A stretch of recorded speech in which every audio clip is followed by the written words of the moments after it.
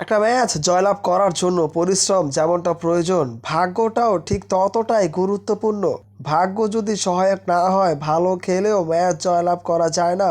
যার জলযন্ত্র উদাহরণ আজকের পাকিস্তান এবং শ্রীলঙ্কার এই ম্যাচ। অঘোষিত সেমিফাইনালের যে ম্যাচটা পাকিস্তানকে জিততেই হবে, যদিও জিতেছে, তবে সমীকরণটা যে মেলাতে পারেনি পাকিস্তান দল। আগে ব্যাট করলে 64, পরে ব্যাট করলে 13.1 ওভারে জিততে হতো পাকিস্তান দলকে। টসে জয়লাভ করে শ্রীলঙ্কা সেই বুদ্ধির কাজটাই করেছে, একবারও ভুল করেনি। ওই শ্রীলঙ্কা পাকিস্তানকেই ব্যাটিংয়ে আমন্ত্রণ জানায়। মহা গুরুত্বপূর্ণ এবং চাপের ম্যাচ পাকিস্তান ঠিকঠাক মতোই সামাল দিয়েছে। ফারহান তুলে নিয়েছে এবারের ওয়ার্ল্ড কাপে দ্বিতীয় সেঞ্চুরি। তবে পাকিস্তানের ওই যে একটা স্বভাব রয়েছে, শেষ দিকে গুটি কয়েক উইকেট পড়েই পাকিস্তানের বিপত্তি।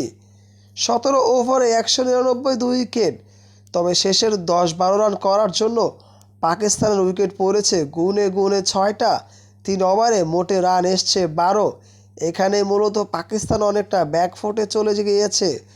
স্কোরটা হতে পারত 240 থেকে 50, সেই স্কোরটা হয়েছে মোটে 210, যা আধুনিক ক্রিকেটে অনেক বেশি হলেও আজকের ম্যাচের জন্য তা একেবারেই বেশি ছিল না। কারণ হিসাবটা সহজ, পাকিস্তান যত বেশি রান করবে ততই তাদের জন্য মঙ্গল। তবে শেষের ওই 3টা ওভার তাড়াহুড়া করতে গিয়েই একের পর এক উইকেটগুলো দিয়ে এসেছে। স্কোরটা 240 কিংবা 50 হতে পারত, সেই জায়গায় 211তেই থামে পাকিস্তানের ইনিংস। এবং সাথে সাথেই টার্গেটটা চলে আসে 147-এর মধ্যে আটকাতে হবে শ্রীলঙ্কাকে, না হলে তারা চলে যাবে প্লেনের টিকিট ধরে পাকিস্তানে, আর নিউজিল্যান্ড চলে যাবে সেমিফাইনালে। আধুনিক ক্রিকেটে 147 রান মামুলি ব্যাপার যদি কোনো কাকতালীয় ঘটনা না ঘটে। এবং যেখানে টিমটা শ্রীলঙ্কা, সেইখানে ভাবাটা একেবারেই বোকামি ছাড়া আর কিছুই নয়। তারপরেও পাকিস্তান শুরুটা করেছে দারুণ। তবে ওই যে আসালাঙ্কা এবং রাতনায়কা, তারাই কিন্তু পাকিস্তানকে ধসিয়ে দিয়েছে।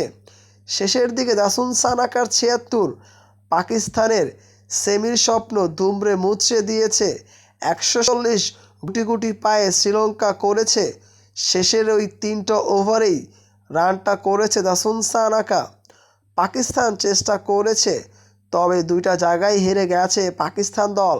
টসটা সহায়ক হয়নি, তবে যে স্কোরটা করেছে সেই স্কোরটা আরও 30 থেকে 40 রান বেশি হলে হয়তো ভিন্ন কিছু হতো। তবে সত্যিকার অর্থেই পাকিস্তানের ভাগ্যটা সহায়ক হয়নি, তাই এবারের বিশ্বকাপ থেকে বিদায় নিতে হয়েছে। পাকিস্তানের বিদায়ে দরজাটা খুলে গেছে নিউজিল্যান্ডের। তৃতীয় দল হিসাবে নিউজিল্যান্ড কনফার্ম করেছে সেমিফাইনাল। দল বাকি আছে একটা। শেষ ম্যাচটার দিকে চেয়ে আছে গোটা ক্রিকেট বিশ্ব। ওয়েস্ট ইন্ডিজ নাকি ভারত, কারা যাচ্ছে চতুর্থ ফাইনালিস্ট হিসাবে, তার জন্য অপেক্ষা করতে হচ্ছে আরও একটা দিন। ওয়েস্ট ইন্ডিজ ভারতের মধ্যে যারা জয়লাভ করবে তারাই চলে যাবে সেমিফাইনালে। কে হতে যাচ্ছে সেই সেমিফাইনালের দলটা, টানটান উত্তেজনার ম্যাচটা দেখার জন্য বসে আছে গোটা ক্রিকেট প্রেমী দেশ।